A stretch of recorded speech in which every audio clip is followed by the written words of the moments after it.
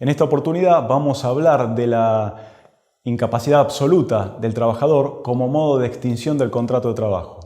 y de la indemnización que deriva de esta forma de extinción del contrato de trabajo que establece el artículo 212, párrafo cuarto de la Ley de Contrato de Trabajo. Soy el doctor Sergio Adrián Arce, abogado laboralista, autor del libro Indemnizaciones Laborales, Teoría y Práctica. El contrato de trabajo se extingue de manera automática por la incapacidad absoluta del trabajador. Estamos hablando claramente de una forma de extinción del contrato de trabajo que no se vincula con la voluntad de las partes.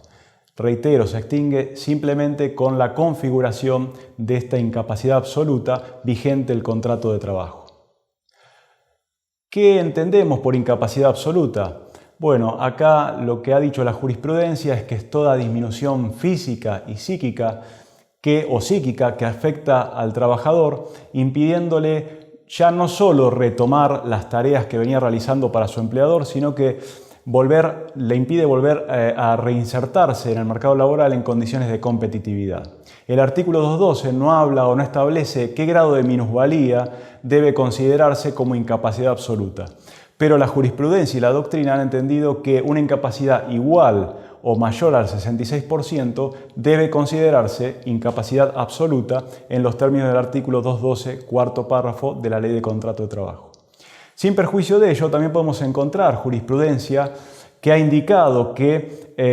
incluso puede devengarse a favor del trabajador esta indemnización por incapacidad absoluta, es decir, considerarse que el trabajador se encuentra incapacitado de manera absoluta, cuando esta minusvalía no llegue al 66% y, de acuerdo a las circunstancias fácticas del caso concreto, puede evaluarse y considerarse que el trabajador se encuentra incapacitado y que no puede realizar las tareas que venía realizando, ni ninguna es compatible con su actitud profesional. El porqué la jurisprudencia ha entendido que el 66% igual al 66% o mayor al 66% esta incapacidad debe considerarse absoluta. Podemos hacer un paralelo con la ley previsional, que esta minusvalía es la que exige la ley previsional para la obtención de la jubilación por invalidez. Sin perjuicio de ello, cabe recordar que la Suprema Corte de la Provincia de Buenos Aires ya se ha manifestado en el fallo Fernández-Luciano con Genaro Grasso S.A. respecto de que la sola acreditación o la simple acreditación en un expediente de la obtención de la jubilación por invalidez por sí sola es insuficiente para acreditar los extremos que requiere el artículo 12, cuarto párrafo, para el devengamiento de la indemnización en relación. Sin perjuicio de ello, corresponde también decir que obviamente nadie podría desconocer la importancia en un expediente concreto de la acreditación de este extremo, es decir, la obtención de la jubilación, sumada con otras pruebas que pueden hacer que el trabajador perciba esta indemnización por incapacidad absoluta. Además debemos mencionar, por supuesto, que el onus probandi está en cabeza del trabajador de acreditar no solo la incapacidad absoluta, sino también que se configuró, se determinó estando vigente el contrato de trabajo. Y también será irrelevante si esta incapacidad absoluta surgió o se configuró estando vigente el periodo de reserva de puesto del artículo 211 o fuera de este periodo de reserva. Otro elemento que podemos mencionar o que debemos mencionar es la posibilidad de que luego de configurar esta extinción del contrato de trabajo por incapacidad absoluta, que es autónoma,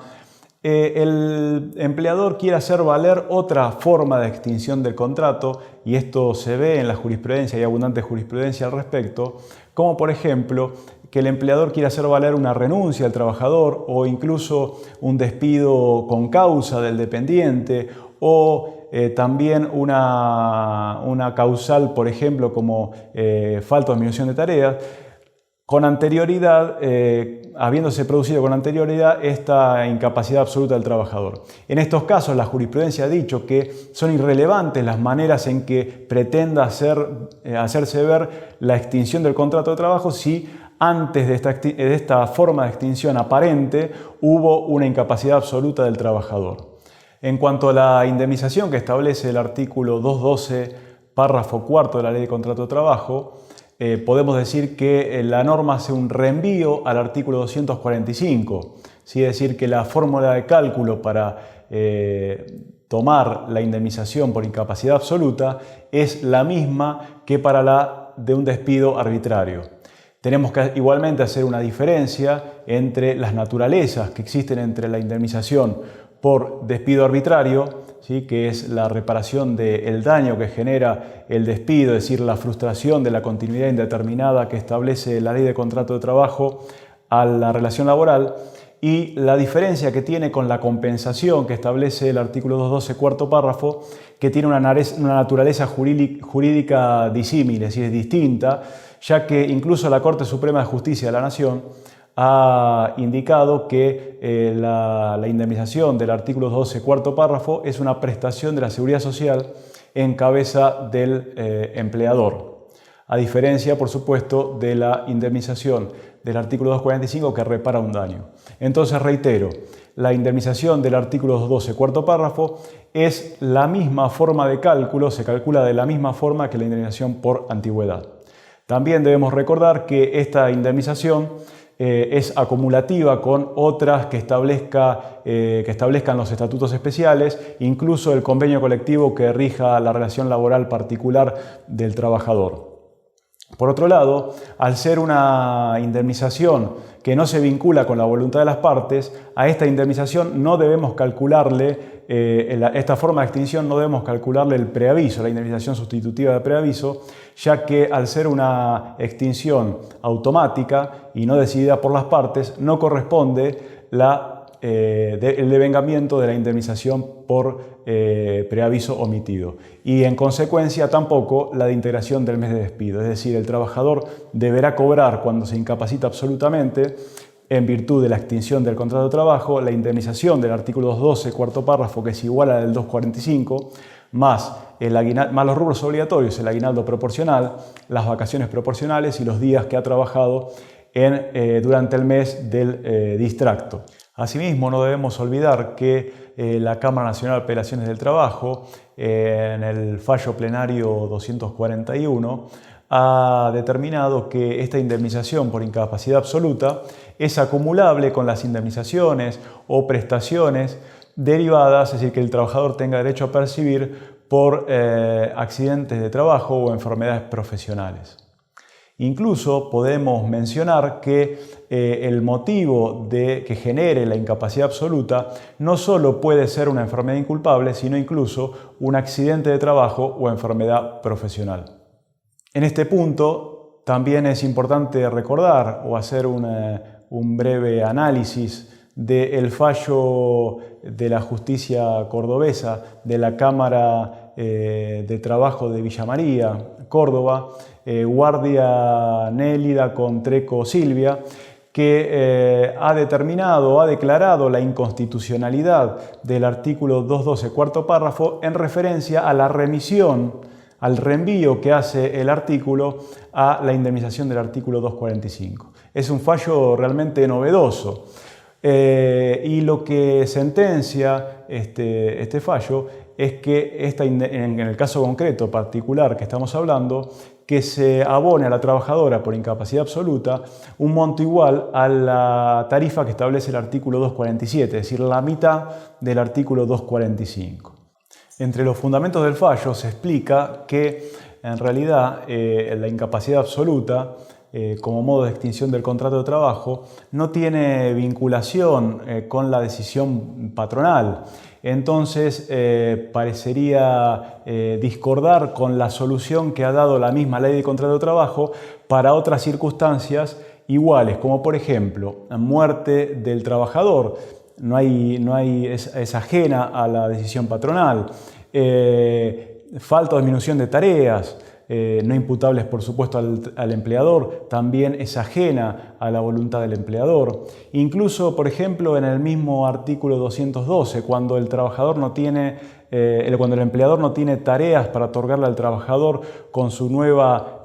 capacidad laborativa. Entonces, en todas estas situaciones, la ley contempla, en estos modos de extinción de contrato de trabajo, La ley de contrato de trabajo contempla que la tarifa sea la mitad del artículo 245, es decir, la del artículo 247. Y a diferencia, en el caso de la incapacidad absoluta, lo que dice el fallo es que se le da al trabajador, o se devenga a favor del trabajador, una tarifa mayor y distinta a la que se establece para casos similares donde no hay una responsabilidad, es decir, hay una ajenidad del empleador en la causa que es la incapacidad absoluta del trabajador. Entonces no pasaría el test de razonabilidad y lo declaran, es decir, inconstitucional. En mi opinión, la diferencia radica en que en los distintos formas de extinción del contrato de trabajo, en donde se le otorga una reparación del 247, por ejemplo, falta o disminución de tareas, el trabajador es despedido y puede volver a conseguir otro nuevo empleo. En el caso de muerte del trabajador es una indemnización que es automáticamente devengada ya a los causavientes, ¿sí? Incluso cuando el trabajador es despedido por no tener el empleador tareas para otorgarle de acuerdo a su capacidad laborativa del artículo 212, que también corresponde la indemnización del 247, el trabajador podrá conseguir eventualmente otro trabajo que se adapte a sus condiciones físicas. En cambio, en diferencia, el artículo 212, cuarto párrafo, el trabajador ya no puede reintegrarse al mercado laboral, con lo cual entiendo que, sin perjuicio de entender los fundamentos del fallo, entiendo que, por supuesto, corresponde en el 212, cuarto párrafo, la indemnización, como marca la ley, del artículo 245.